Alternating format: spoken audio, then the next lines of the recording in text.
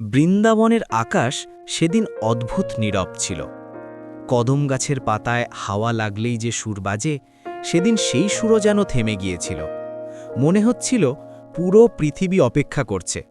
কেউ একজন কিছু বলতে চলেছে, কেউ একজন কিছু শুনতে চলেছে। আর সেই দুজন ছিল রাধা আর কৃষ্ণ। যমুনার ধারে দাঁড়িয়ে থাকা রাধার চোখে উদ্বেগ, যেন মন বলছে এই রাতটি অন্য রকম। হাওয়ার টান, নদীর ঢেউ, এমনকি চাঁদের আলো যেন অচেনা। কৃষ্ণ বাঁশি বাজাচ্ছিলেন, কিন্তু আজ সেই বাঁশির সুরেও ব্যথা মিশেছিল। রাধা ধীরে ধীরে এগিয়ে এসে দাঁড়ালেন তার ঠিক সামনে। তার কণ্ঠ কাঁপছিল। কৃষ্ণ, তুমি কি আমাকে ছেড়ে যাওয়ার কথা ভাবছ? কৃষ্ণ হাসলেন, কিন্তু সেই হাসির নিচে লুকানো ছিল এক গভীর ঝড়। তিনি বললেন, রাধা, আমি কাউকে ছেড়ে যেতে পারি না। পথ বদলায়, মানুষ নয়। রাধা নীরব হয়ে গেলেন। তার মনে হাজার প্রশ্ন, কিন্তু কোনো প্রশ্নই মুখে আসছিল না। মনে হচ্ছিল কৃষ্ণ কিছু লুকাচ্ছেন, এমন কিছু যা রাধার হৃদয় হয়তো সহ্য করতে পারবে না। বৃন্দাবনে তাদের প্রেম ছিল অবাধ। কোনো নিয়ম ছিল না, কোনো বাধা ছিল না। শুধু ছিল দুটো হৃদয়ের স্পন্দন, যা গোপনে মিলেমিশে এক হয়ে যেত। যখন কৃষ্ণ রাধার চোখের দিকে তাকাতেন, পৃথিবী যেন স্থির হয়ে যেত। যখন রাধা কৃষ্ণের বাঁশির সুরে নাচতেন, সময় থেমে গিয়ে শুধু দেখত। কিন্তু প্রেম যত গভীর, ততই তার ভিতরে লুকিয়ে থাকে ভয়। সেই ভয় আজ রাধার ভেতর চিৎকার করে উঠছে। রাধা হঠাৎ বললেন, তুমি যদি আমাকে ভালোবাসো, তবে আমাকে নিজের করে নেবে না কেন? কেন আমাকে এমন অনুভূতি দাও যে তুমি এই বৃন্দাবন একদিন ছেড়ে চলে যাবে? কণ্ঠ ভেঙে গিয়েছিল তার। দেখতে দেখতে চোখে জল চলে এলো। কৃষ্ণ ধীরে ধীরে রাধার হাত ধরলেন। সেই স্পর্শে ছিল শান্তি, ছিল ব্যথা, ছিল এক অদ্ভুত নীরবতা। তিনি বললেন, রাধা, প্রেম আর অধিকার এক জিনিস নয়। তোমাকে বিয়ে করলে তুমি আমাকে পেতে, ঠিকই, কিন্তু আমার সামনে যে পথ, সে পথে ভালোবাসার চেয়ে দায়িত্ব বড়। আমি যদি শুধু তোমার হয়ে যাই, তবে আমি আর এই পৃথিবীর হয়ে থাকতে পারব না। রাধা কিছু বুঝতে পারলেন না। তিনি শুধু বললেন, নিয়তি কি আমাদের প্রেমের চাইতেও বড়?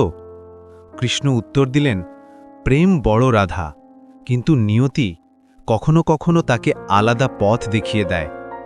রাধার চোখ ভিজে উঠল। তিনি মনে মনে ভাবলেন, প্রেম তবে হারিয়ে যাবে? কৃষ্ণ যেন তার মনের কথাই শুনলেন। ধীরে বললেন, প্রেম হারিয়ে যায় না রাধা, প্রেম শুধু রূপ বদলায়। যদি আমি তোমাকে বিয়ে করি, তুমি হবে কোনো রাষ্ট্রের রানী, কিন্তু আমি চাই তুমি থাকো বৃন্দাবনের রাধা হয়ে। সেই রাধা যার প্রেম কোনো নিয়মে বাধা পড়ে না, যে প্রেমকে পৃথিবী হাজার বছর ধরে স্মরণ করবে। রাধার হৃদয় তখন ঠান্ডা একটা ব্যথা জমছে। তিনি বিশ্বাস করতে পারছিলেন না যে কৃষ্ণ তার প্রেমকে অমর করে রাখতে চান, কিন্তু নিজের পাশে রাখতে চান না। কিন্তু কৃষ্ণ জানতেন যে দায়িত্ব তার সামনে, সেখানে রাধার নরম হৃদয় টিকবে না।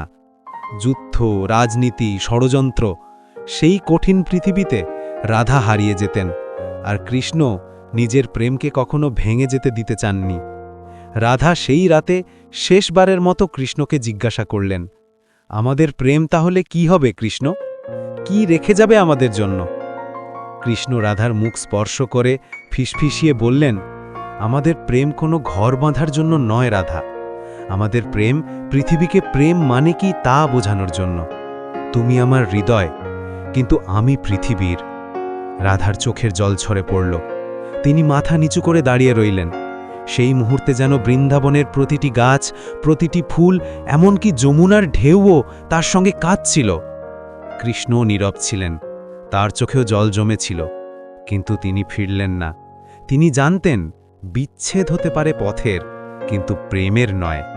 রাধা হবেন তার চিরন্তন রাধা, যার প্রেম বন্ধনহীন, যার ভালোবাসা সীমাহীন, যার নাম তার নামের আগে উচ্চারিত হবে। বাঁশি থেমে গেল, হাওয়া থেমে গেল, এবং দুজনার হৃদয়ের সমস্ত শব্দ মিলিয়ে গেল এক নীরবতায়, যা হয়তো প্রেমের সবচেয়ে গভীর রূপ। সেদিনের সেই নীরব রাতের পর থেকে রাধার চোখ যেন আগের মতো আর হাসত না। বৃন্দাবনের প্রতিটি পথ, প্রতিটি কদম গাছ, প্রতিটি পাখির ডানার শব্দেই কৃষ্ণের অনুপস্থিতি ধীরে ধীরে আগমন ঘটাচ্ছিল। রাধা পাশে কৃষ্ণকে পেয়েও তার ভেতর এক ভয়ে জন্ম নিচ্ছিল। এই নরম সন্ধ্যাগুলো, এই লাজুক দেখা দেখি, এই বাঁশির সুরে গলে যাওয়া মুহূর্তগুলো হয়তো শীঘ্রই থেমে যাবে। কৃষ্ণেও তা বুঝতেন। তার চোখে তখন এক অদ্ভুত অস্থিরতা। কখনো রাধার দিকে তাকিয়ে দীর্ঘ সময় নীরব থেকে যেতেন, যেন সব কথা তিনি বলতে চান কিন্তু সময় দিচ্ছে না। পৃথিবীর দায়িত্ব তার আহ্বান পাঠাচ্ছে, আর সেই আহ্বানের সামনে রাধার হাত ধরে থাকা যে কত কঠিন তা শুধু কৃষ্ণই জানতেন। একদিন যমুনার ধারে রাধা খুব শান্ত গলায় বললেন, তুমি কি সত্যি আমার সঙ্গে কোনো ভবিষ্যৎ দেখো না কৃষ্ণ? কণ্ঠে ছিল না অভিযোগ, না অভিমান, ছিল শুধু ভয়ের ছায়া। কৃষ্ণ ধীরে কাছে এসে দাঁড়ালেন। তার চোখে গভীর ব্যথা ভাসছিল। রাধা, ভবিষ্যৎ তো মনের মতো সাজানো যায় না। আমি যদি পারতাম বৃন্দাবনেই থাকতাম চিরদিন, তোমার হাত ধরে তোমার গলায় মাথা রেখে সকাল সন্ধ্যা কাটিয়ে দিতাম। কিন্তু আমার জন্ম শুধু তোমার জন্য নয়। পৃথিবী আমার কাছে যা চাইবে তা আমাকে দিতেই হবে। রাধা মুখ তুলে তাকালেন। তার চোখে তখন আর জল ছিল না, ছিল শুধু এক অদ্ভুত দৃঢ়তা। তাহলে আমি তোমাকে আটকে রাখব কেন? কৃষ্ণ থমকে গেলেন। রাধা তার দিকে এক পা এগিয়ে এসে বললেন, আমি যদি তোমাকে সত্যিই ভালোবাসি তবে তোমাকে পৃথিবীকে দিতে হবে। আমি চাই না তুমি কখনো মনে করো রাধা তোমাকে তোমার পথ থেকে সরিয়ে দিয়েছে। এই কথায় কৃষ্ণের হৃদয় ভেঙে গেল। তিনি হাত বাড়িয়ে রাধার মুখ ছুঁতে গেলেন, কিন্তু এবার রাধাই তার হাত থামিয়ে দিলেন। তার কণ্ঠ কাঁপছিল, যা তোমার নিয়তি তা তোমাকে পালন করতে হবে কৃষ্ণ। তুমি আমাকে নিয়ে থাকতে চাও, কিন্তু থেকেও পারবে না। তোমার ডাকে পরিচয়, তোমার জন্মের উদ্দেশ্য তোমাকে ছিন্ন ভিন্ন করে দেবে যদি তুমি পালাও। হাওয়া যেন মুহূর্তে থেমে গেল। পৃথিবী যেন শুনছিল দুজনের কথা। রাধার এই দৃঢ়তা কৃষ্ণ আগে কখনো দেখেননি। কৃষ্ণ ধীরে বললেন, তুমি আমাকে এত ভালোবাসো যে আমাকে ছেড়ে দিচ্ছ? রাধা চোখ বন্ধ করে মাথা নত করলেন। ভালোবাসা তো ধরে রাখার নাম নয় কৃষ্ণ। ভালোবাসা মানে প্রয়োজনের সময় ছেড়ে দেওয়ার সাহস। কৃষ্ণ কিছুক্ষণ চুপ করে রইলেন। তারপর তিনি বললেন, তবে আমাকে একটা কথা বলো রাধা, আমি না থাকলে কি তুমি সত্যিই ভালো থাকবে? রাধা মৃদু হাসলেন। সেই হাসি কাঁপছিল, দুঃখে ভিজেছিল, কিন্তু তাতে ছিল এক অদ্ভুত প্রশান্তি। না, আমি ভালো থাকব না, কিন্তু তুমি যদি পৃথিবীর দায়িত্ব পালনের পথে সুখী হও তবে ওই সুখই হবে আমার একমাত্র আনন্দ। এই কথাটাই কৃষ্ণকে সম্পূর্ণ নীরব করে দিল।